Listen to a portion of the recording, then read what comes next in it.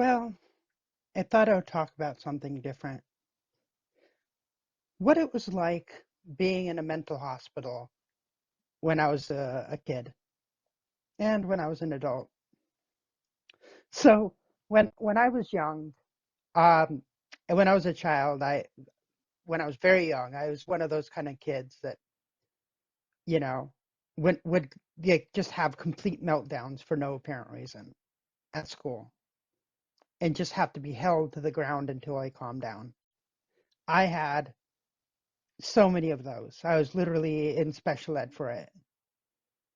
And I had learning disabilities. All my childhood, I was in special ed for my learning disabilities. And my ability to control my, you know, meltdowns got slowly better.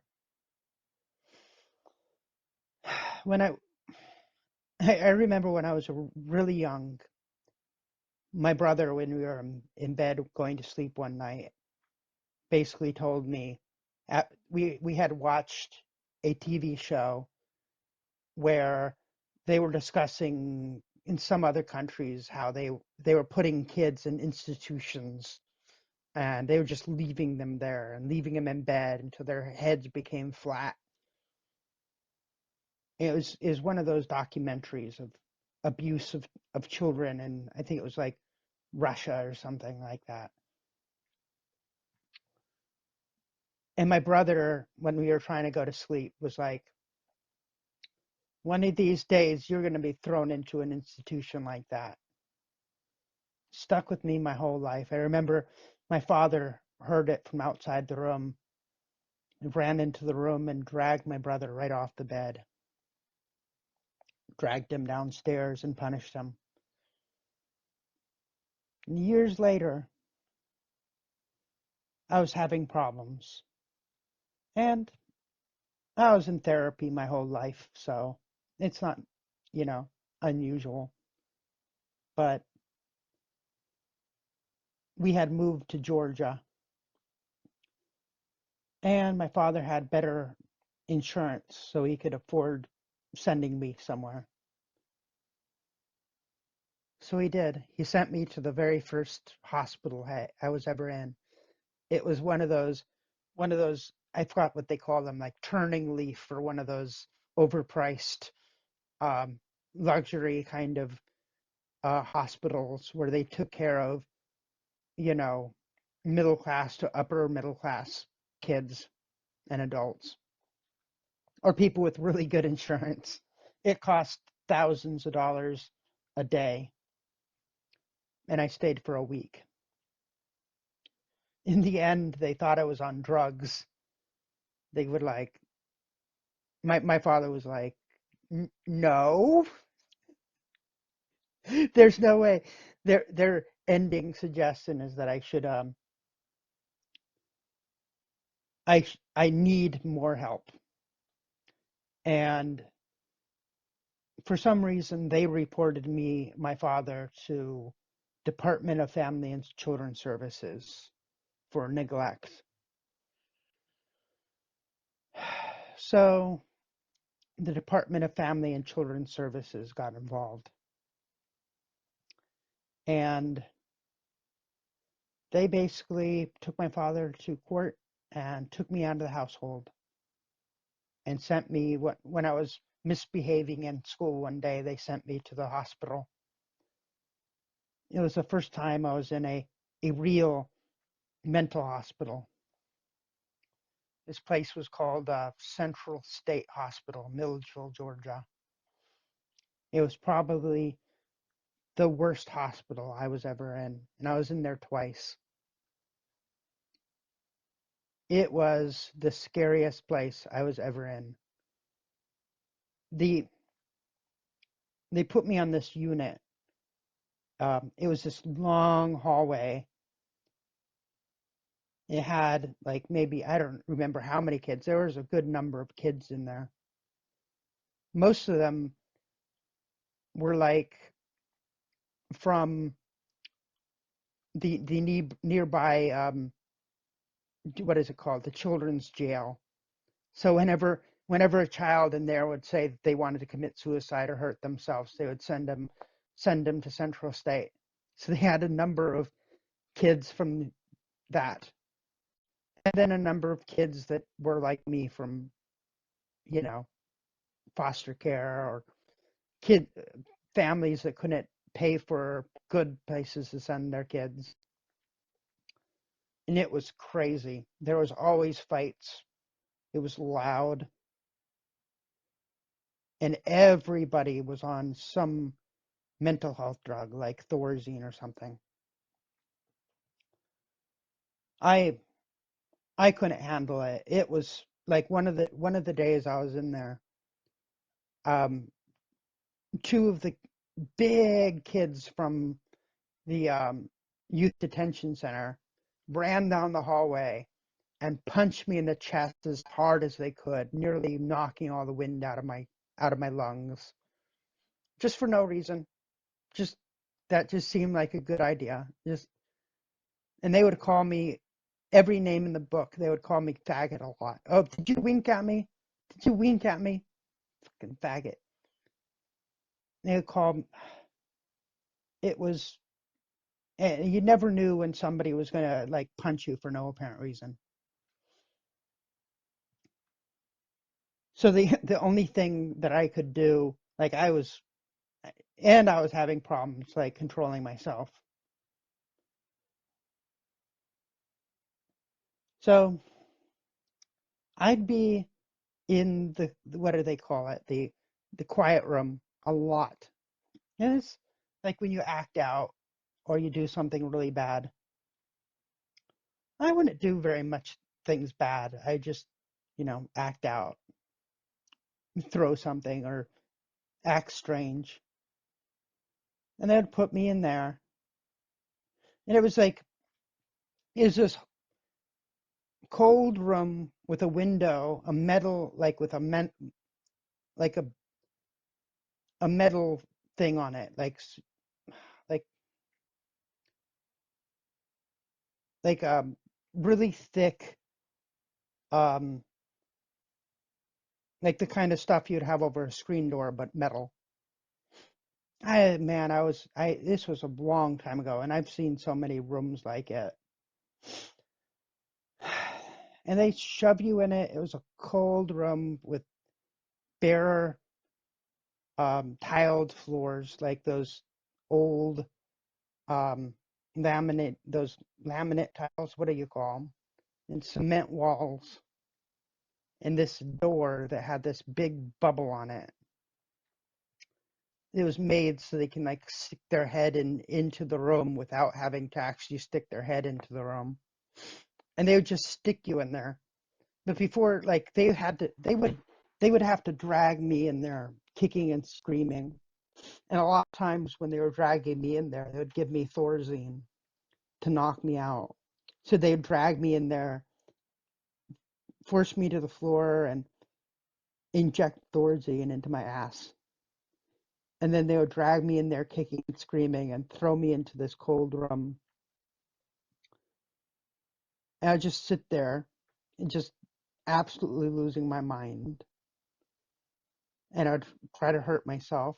And there was nothing in the room. You couldn't lay down. It's like the drug, like it took a little bit of time for the drug to take effect.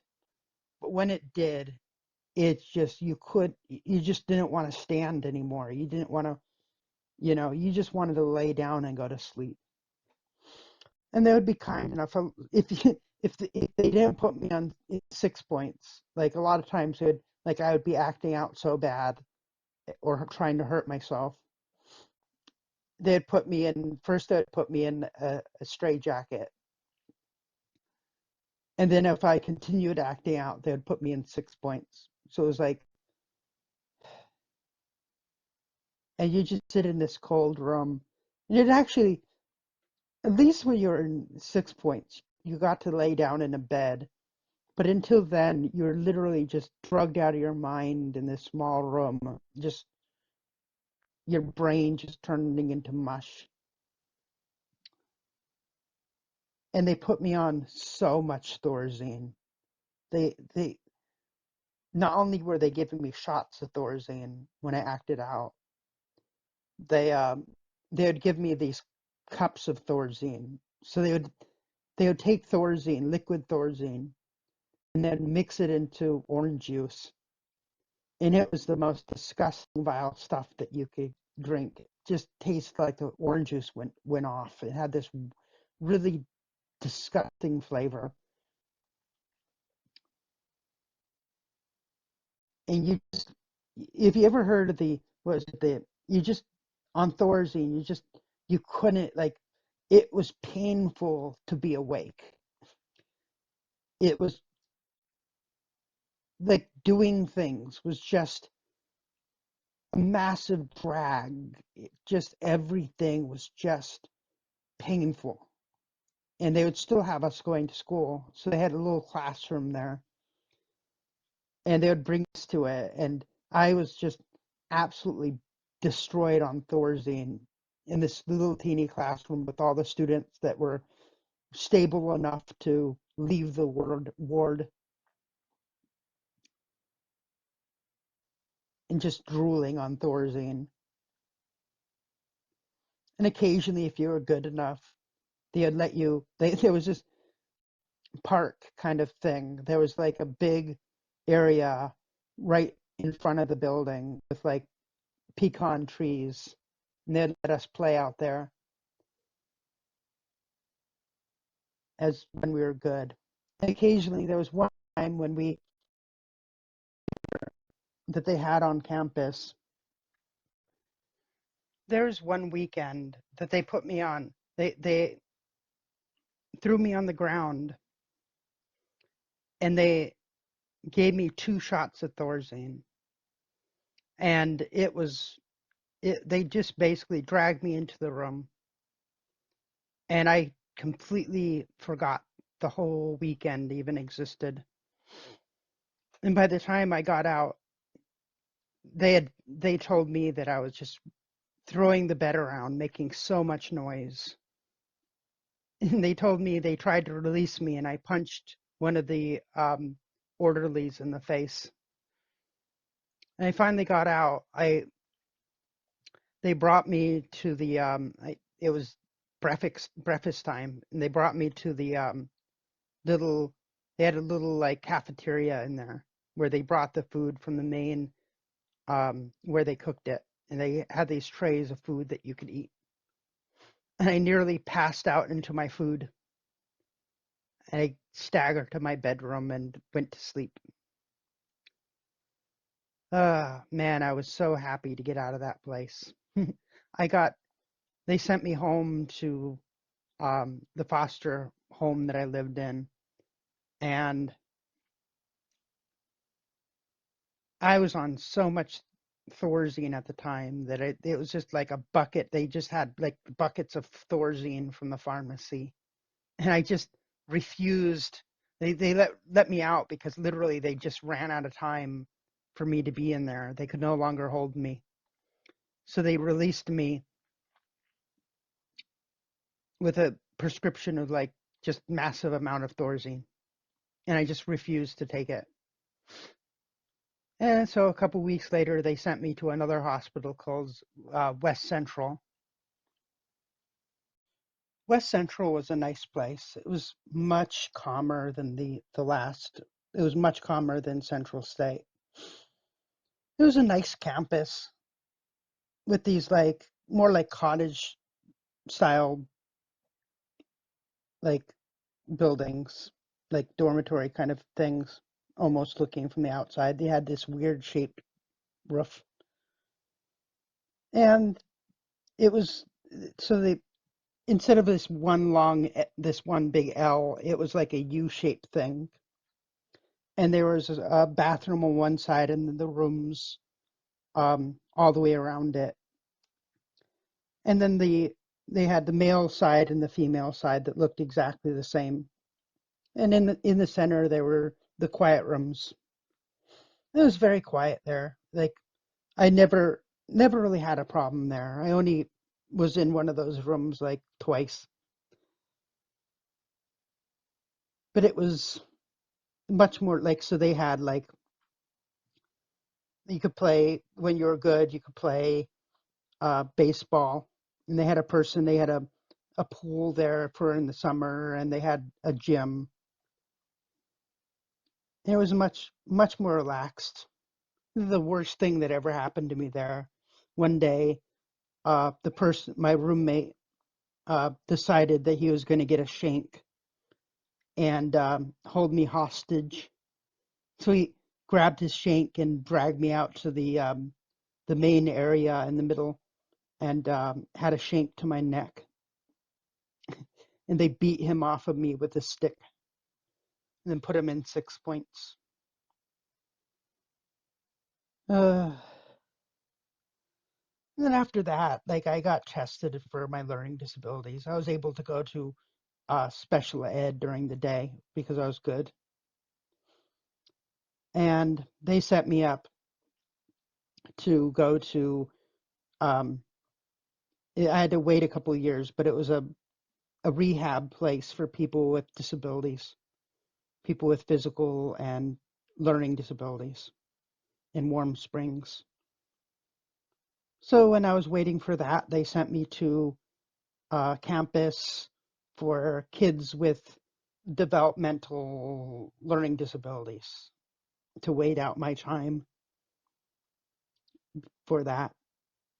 And that was basically when I turned 18 and I turned into an adult. And that was my story of being in the mental hospitals as a child. I have more stories when I got older. I didn't stop going to the hospitals. I even recently went into a hospital. But that's a story from another time, I guess. On to the next one.